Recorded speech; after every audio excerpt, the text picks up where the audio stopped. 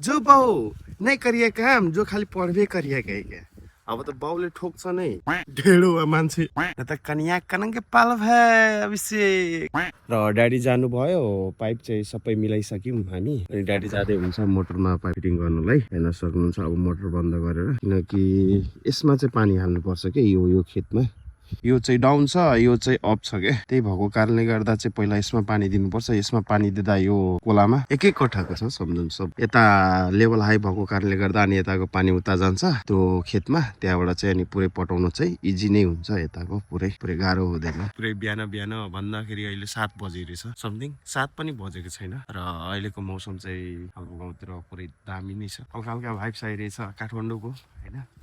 यस्तै मौसम हुने गर्छ। तर त्यहाँनिर त अति नै चिसो हुन्छ। गाउँमा त अब गर्मी हुन आँट्यो। हेर्न सक्नुहुन्छ घाम पनि निस्किन आँट्यो। र पुरै अहिले चाहिँ शीत पर्ने गर्छ। हेर्न सक्नुहुन्छ तपाईँहरू, यहाँ हेर्न सक्नुहुन्छ। जुन कि माथिको हुन्छ नि बादलको भ्यापरको कन्भर्ट भएको हुन्छ नि पानीहरू, त्यही चाहिँ बिहान झर्ने गर्छ चिसो मौसमको कारणले गर्दा। यहाँ हेर्न सक्नुहुन्छ तपाईँहरू। र आज चाहिँ यही खेत पटाउनु पर्ने हुन्छ। काम पनि धेरै नै छ। घरको काम पनि गर्नुपर्छ। पहिला जस्तो त बच्चा रहेन कि जो बाउ नै करिए काम, जो खाली पढ्दै करिएकै क्या। अब त बाउले ठोक्छ नै। अब यत्रो ठुलो भइसक्यो, ढेडो मान्छे, काम त गर्नै पर्छ। आफ्नै काम हो। अब बाबामा त बाबाको उहाँहरूको शरीर पनि काम गर्न सक्नुहुन्न, त्यति काम गर्न सक्दैन भन्नाले। पहिला जति काम गर्नुहुन्थ्यो उहाँहरू, यस्तो हो नि त समय अनुसारले शरीरको क्षमता, इम्युनिटी पावर र इनर्जी पनि घट्दै जान्छ।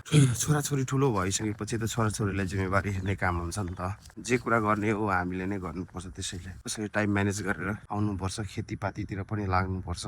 न त कन्या कनङ्गे पाल भए अभिषेक गाह्रो छु। तर एउटा कुरा हो कि खेतीपातीमा पनि त्यति प्रफिट रहेनछ यार। खाद मल यति हाल्नुपर्छ, जोतानीको लाग्छ, त्यसपछि जनहरूलाई रोप्नलाई लाग्छ, पटाउनु पर्छ, मोटरको बिल यताउता गरेर त कोही हेर्दिन यार। प्रफिट नै हेर्दिन म खेती किसानीमा। तर एउटा कुरा है, हामी चाहिँ मोडर्न फार्मिङ चाहिँ अपनायो भने यसमा प्रफिट छ म भन्छु।